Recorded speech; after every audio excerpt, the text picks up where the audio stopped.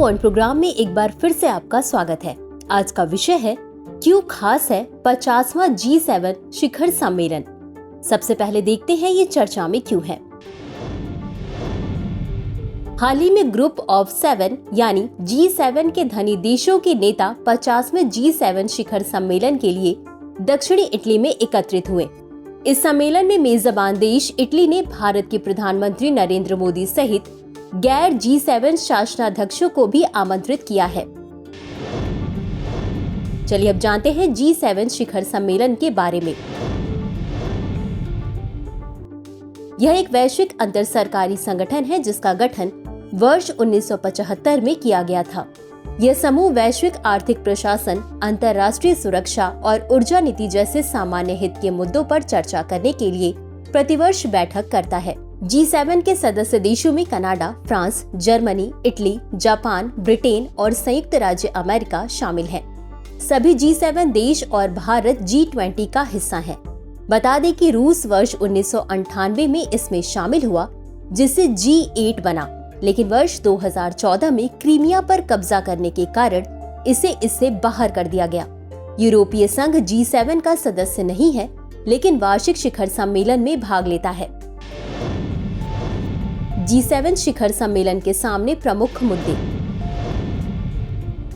रूस यूक्रेन युद्ध और यूक्रेन शांति शिखर सम्मेलन, हमास इजराइल संघर्ष समाधान और युद्ध विराम के प्रस्ताव का समर्थन करना, खाद्य सुरक्षा प्रयासों पर ध्यान केंद्रित करना और समन्वय करना, COP29 के लिए आधार तैयार करना, बहुपक्षीय संस्थाओं को सभी के लिए काम करने लायक बनाना। क्या G7 के पास कोई शक्ति है? यह कानून पारित नहीं कर सकता, हालांकि इसके कुछ पिछले निर्णयों का वैश्विक प्रभाव पड़ा है।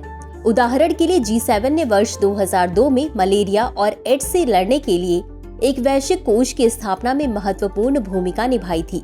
इसने विकासशील देशों को वित्तीय सहायता भी प्रदान की है तथा जलवायु परिवर्तन से निपटने के लिए कदम भी उठाए हैं। G7 को भारत की आवश्यकता क्यों है? G7 शिखर सम्मेलन भारत के लिए अपने कई बहुपक्षीय संबंधों को आगे बढ़ाने का एक मंच है। G7 के लिए भारत के साथ जुड़ना कई कारणों से जरूरी है। भारत की अर्थव्यवस्था G7 के 3 सदस्य देशों फ्रांस, इटली और कनाडा से भी बड़ी है। अंतर्राष्ट्रीय मुद्रा कोष यानी IMF के अनुसार भारत दुनिया की सबसे तेजी से बढ़ने वाली अर्थव्यवस्थाओं में से एक है। G7 देश हिंद प्रशांत क्षेत्र के साथ एक जुड़ाव के लिए अपनी नीतियां तैयार कर रहे हैं।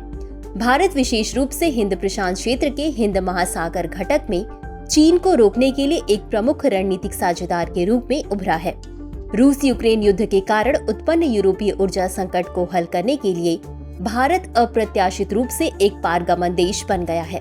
भारत दुनिया के उन देशों में से एक है जिसके रूस और पश्चिम देश दोनों के साथ सौहार्दपूर्ण संबंध है। तो चलिए अंत में देखते हैं आज के अभ्यास प्रश्न को। G7 शिखर सम्मेलन के संदर्भ में निम्नलिखित कथनों पर विचार कीजिए। 1. यह एक अंतर सरकारी संगठन है जिसका गठन 1976 में हुआ था। 2. यूरोपीय संघ G7 का सदस्य नहीं है लेकिन वार्षिक शिखर सम्मेलन में भाग लेता है। उपर्युक्त में से कौन सा या कौन से कथन सही है या सही है? A केवल 1, B केवल 2, C 1 और 2 दोनों, D न तो 1 और न ही 2। इस प्रश्न का उत्तर कमेंट बॉक्स में जरूर दें। आज के लिए बस इतना ही। धन्यवाद।